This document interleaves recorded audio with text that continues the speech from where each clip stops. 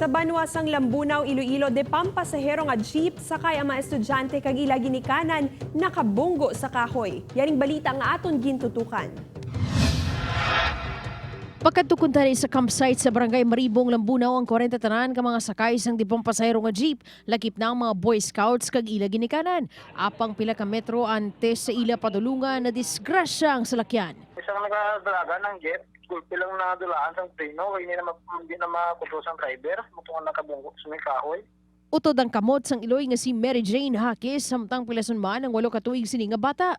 Gindalaman sa ospital sa Sanita Luceno kag Maria Wesin Mamon. Ang pila pa ka mga sakay sang jeep ang gindalaman sa ospital para ma-check up. Ang tagiya nag-coordinate sa Karikina nagkadto naman to sa ospital ang kwarta sa salakyan. Kaya na bulig mas life. Yara na sa kustodiya sang Lambunaw Municipal Police Station ang driver sang jeep nga si IV Sumande, 55 anyos, sang barangay Cunarom, Lambunaw.